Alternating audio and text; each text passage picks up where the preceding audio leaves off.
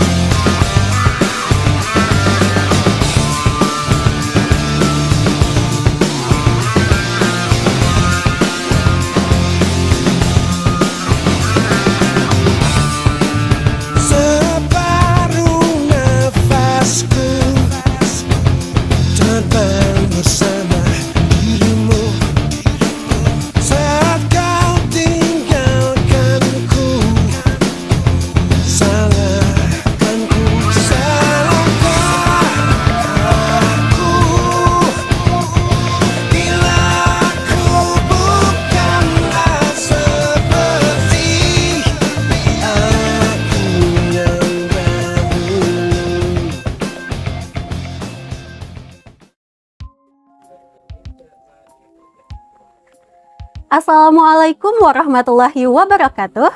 Hello guys, thank you for joining us today. We are Group 4 studying Political Economy with lecturer Mr. Fahri Esos MIP. We are very excited to present our topic on globalization, domestic politics, and social spending. Let's introduce myself. My name is Munawara, NPM 21230796, and I will the moderator for this video. Before we get into the material, let's get to know our group members. Check it out.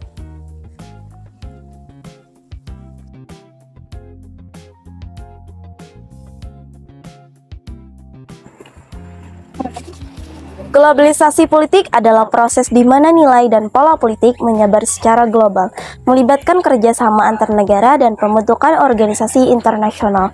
Dengan demikian, globalisasi politik mempengaruhi dinamika pemerintahan lokal dan stabilitas sosial di setiap negara. Yang pertama, fenomena globalisasi politik dalam menghubungkan negara-negara dapat dijelaskan melalui beberapa aspek utama. 1. Penurunan batas tradisional. Globalisasi politik telah mengurangi makna batas-batas tradisional antar negara dalam pengambilan keputusan politik. Yang kedua, peran aktor non-negara. Aktivitas aktor non-negara seperti organisasi internasional, korporasi besar, dan individu-individu yang berpengaruh telah meningkatkan di arena global. Yang ketiga, kerjasama antar negara melalui organisasi internasional. Organisasi internasional seperti Perserikatan Bangsa-Bangsa PBB, Uni Eropa, dan ASEAN telah menjadi platform penting bagi negara-negara untuk berkolaborasi dalam mengatasi tantangan bersama seperti isu keamanan, perdagangan, dan perubahan iklim. 4. Standarisasi norma politik global. Proses globalisasi politik juga melibatkan standarisasi norma-norma politik global seperti demokrasi dan hak asasi manusia. Yang kelima, forum-forum global dan diplomasi multilateral. Forum-forum globalisasi seperti G20 dan World Economic Forum telah menjadi sangat penting dalam diplomasi multilateral. Mereka memberikan platform bagi negara-negara untuk berdiskusi dan mencapai kesepakatan yang melibatkan kepentingan bersama. Dan terakhir, yang keenam, gerakan politik transnasional.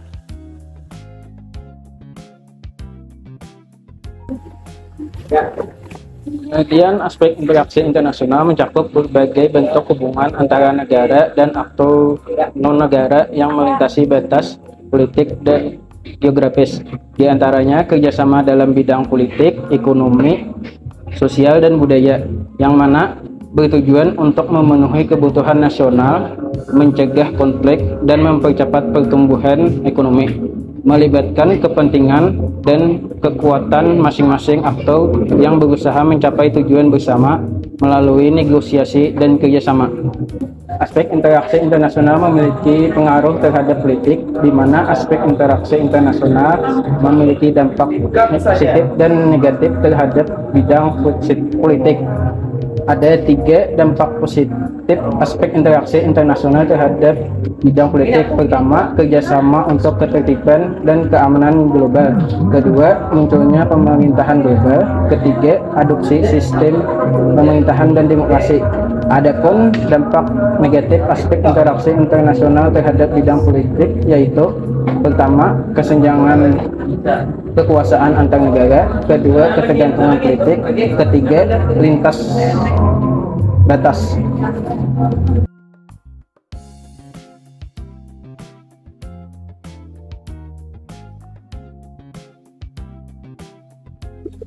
Pengaruh norma dan standar globalisasi memberikan dampak signifikan kepada kebijakan domestik. Biasanya hal ini bisa dilihat dari beberapa aspek. Pertama adalah kebijakan politik, kedua kebijakan ekonomi, yang ketiga kebijakan budaya, dan yang keempat adalah kebijakan teknologi. Norma dalam interaksi internasional juga memberikan pengaruh kepada negara-negara berkembang, khususnya negara Indonesia, di mana pemerintah diberikan sebuah informasi ataupun dituntut untuk membuat sebuah keputusan-keputusan baru dalam hal hak asasi manusia, contohnya, di mana pemerintah dibikin sebuah peraturan tentang reformasi kebijakan publik berbasis HAM, penguatan hukum, dan juga kebijakan asimilasi narapidana.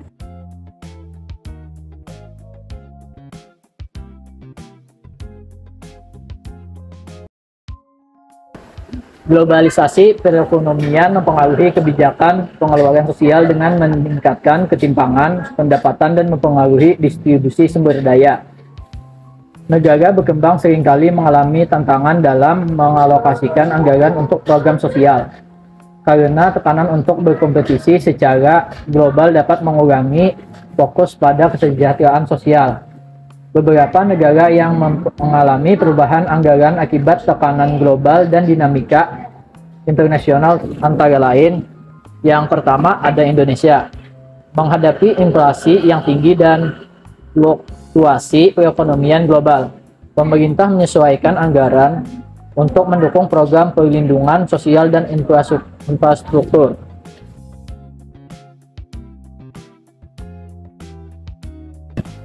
Yang kedua, Filipina menghadapi tantangan inflasi dan pertumbuhan ekonomi yang melambat. Filipina melakukan penyesuaian anggaran untuk menjaga stabilitas ekonomi. Yang ketiga, ada Kanada menerapkan sistem anggaran global untuk mengendalikan pengeluaran rumah sakit sebagai respon terhadap peningkatan biaya kesehatan yang dipicu oleh faktor global. Negara-negara ini menunjukkan bagaimana tekanan eksternal dapat mempengaruhi kebijakan fiskal dan alokasi anggaran. Selain itu, globalisasi dapat mempengaruhi peran negara dalam redistribusi pendapatan sehingga memerlukan kebijakan yang lebih proaktif untuk mengatasi dampak negatifnya seperti pajak dan subsidi yang lebih baik.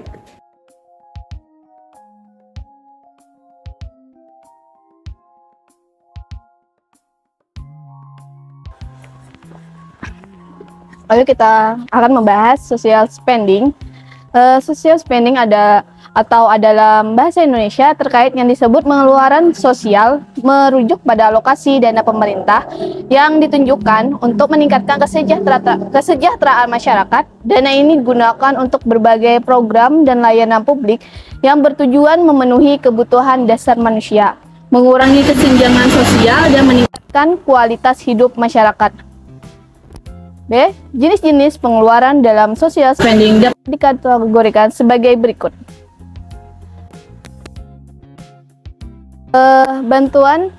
Satu yaitu bantuan langsung, bantuan tunai, pemberian uang tunai secara langsung kepada individu atau keluarga miskin, contohnya program PKH, dan bantuan sosial tunai. Bantuan dalam bentuk barang yaitu pemberian barang seperti sembako, pakaian, atau alat rumah tangga, contohnya bantuan pangan non-tunai. 2. Penyediaan layanan publik. mana pendidikan yang dimaksud membangun sekolah, pemberian beasiswa, program peningkatan kualitas guru, dan program lainnya yang terkait dengan pendidikan. Kesehatan yang seperti pembiayaan layanan kesehatan seperti rumah sakit, puskesmas, program imunisasi, dan program kesehatan masyarakat lainnya. 3. Subsidi. Subsidi harga yaitu pemerintah memberikan subsidi untuk menurunkan harga barang atau jasa tertentu agar terjangkau oleh masyarakat. Contohnya subsidi bahan bakar minyak, subsidi pupuk. Subsidi produksi yaitu pemerintah memberikan subsidi kepada produsen untuk menurunkan biaya produksi sehingga harga jual produk menjadi lebih murah. C. Social spending memiliki peran krusial dalam meningkatkan kesejahteraan sosial karena beberapa alasan, yaitu 1. Mengurangi kemiskinan dan ketimpangan. 2. Meningkatkan kualitas hidup. 3. Menstabilkan perekonomian. 4. Membangun masyarakat yang lebih adil melalui sebuah program-program. 5. Meningkatkan produktivitas dengan investasi dalam pendidikan dan kesehatan. D. Tantangan dalam social spending ada 4, yaitu keterbatasan anggaran, di mana anggaran pemerintah seringkali terbatas sehingga sulit untuk membiayai semua program sosial yang dibutuhkan. 2. Efisiensi, di mana program-program sosial perlu dirancang dan diimplementasikan secara efisien agar mencapai hasil yang optimal.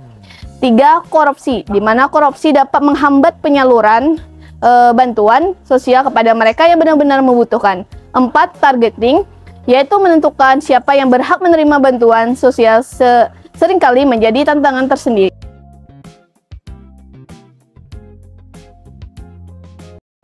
Baik, di sini saya akan menjelaskan tentang globalisasi. Globalisasi adalah proses integrasi ekonomi, budaya, dan politik di seluruh dunia. Meskipun membawa banyak manfaat seperti kemajuan teknologi, peningkatan perdagangan, dan pertukaran budaya, globalisasi juga memiliki dampak negatif. Salah satunya adalah memperburuk kesenjangan sosial. Globalisasi memiliki beberapa faktor yang mempengaruhi kesenjangan sosial. Di antaranya ada kekurangannya akses terhadap pendidikan dan pelatihan, dan ketidaksetaraannya gender. Globalisasi juga memiliki dampak pada kualitas pelayanan dan sosial di negara. Yang pertama ada kesenjangan sosial yang melebar, akses yang tidak merata, konsentrasi sumber daya, berkurangnya peran negara. Globalisasi juga memiliki beberapa tekanan fiskal, di antaranya ada persaingan global dan utang di luar negeri.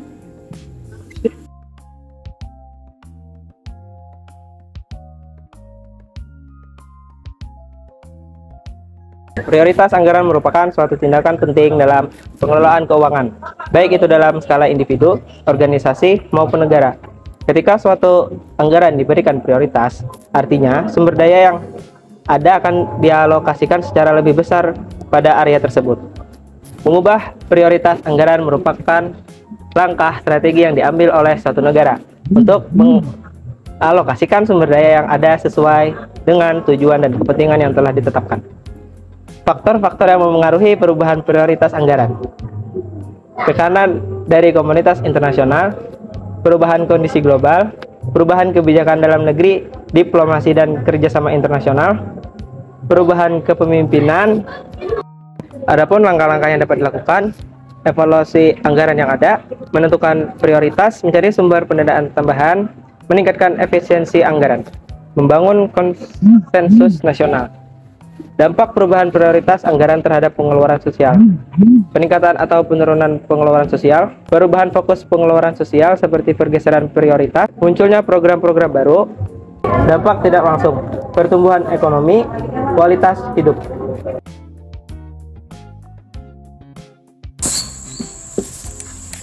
Ekonomi dalam negeri merujuk pada seluruh aktivitas ekonomi yang berlangsung di dalam suatu negara, meliputi produksi, distribusi, dan konsumsi barang serta jasa oleh masyarakat dan pemerintah.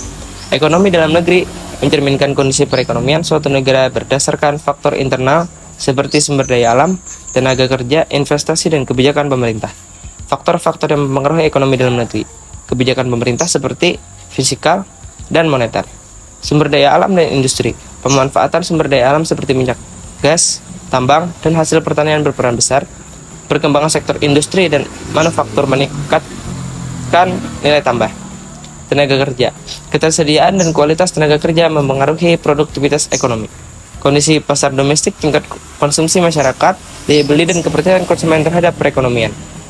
Infrastruktur, jalan, pelabuhan, jaringan listrik, dan telekomunikasi mendukung aktivitas ekonomi. Investasi domestik, modal dari sektor swasta dan BUMN penting untuk memperkuat perekonomian. Stabilitas politik dan sosial, stabilitas ini berpengaruh pada kepercayaan investor dan efisiensi pasar. Yaitu ada tantangan ekonomi dalam negeri, inflasi, pengangguran, ketimpangan ekonomi, defisit neraca perdagangan, dan korupsi. Solusi untuk memperkuat ekonomi dalam negeri: diversifikasi ekonomi, pengembangan UMKM, reformasi kebijakan, digitalisasi ekonomi, penguatan infrastruktur.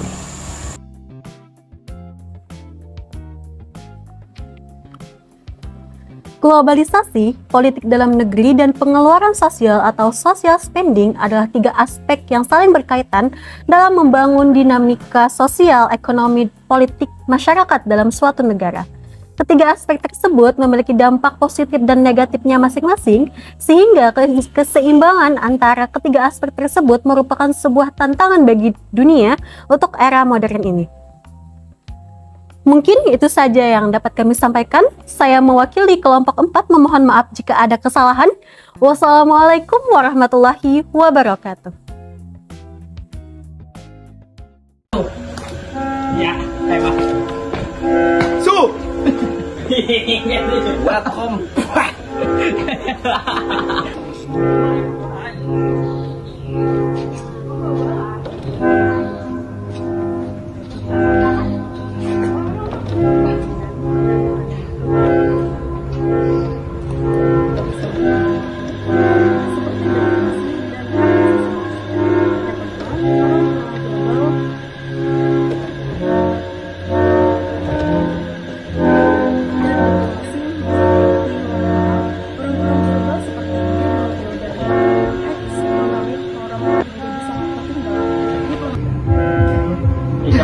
Sini. Baik. Sip. Enggak ada tabuet. Aku nih, apa maksudnya? Aku enak, enak. Tepuk. Tepuk nih, tepuk. Kadang tepuk. Singkat saja. Paham. And I will be the moderator for this.